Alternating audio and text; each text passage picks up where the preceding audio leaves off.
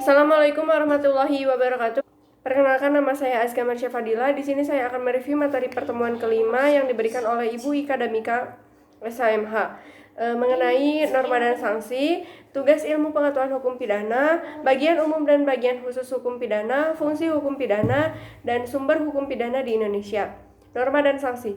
Norma itu adalah suatu ketentuan mengenai sikap yang harus diambil oleh setiap orang dalam kehidupan bermasyarakat. Bentuk norma ini berupa larangan dan atau keharusan.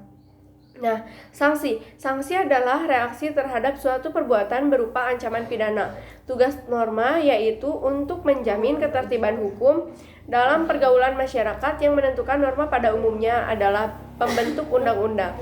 Nah, selanjutnya ada tugas sanksi, yaitu untuk menegakkan norma agar ditaati semua orang sebagai akibat hukum terhadap pelanggaran norma. Cara merumuskan norma dan sanksi dalam undang-undang. Norma dan sanksi ditempatkan dalam satu pasal. Norma dan sanksi diletakkan dalam pasal yang terpisah. Lalu sanksi sudah dicantumkan lebih dahulu sedangkan normanya belum. Nah, ada sanksi dalam hukum pidana. Pidana terdiri dari pidana mati, pidana penjara atau kurungan, dan pidana denda. Menurut pasal 10 KUHP, pidana terdiri dari pidana pokok dan pidana tambahan.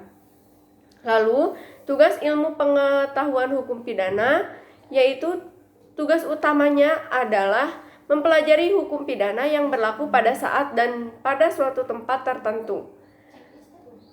Bagian umum dan bagian khusus pidana, yaitu apabila bersifat umum, berlaku untuk semua tindak pidana, baik yang terdapat dalam KUHP maupun yang terdapat dalam undang-undang pidana di luar KUHP, kecuali apabila ditentukan lain.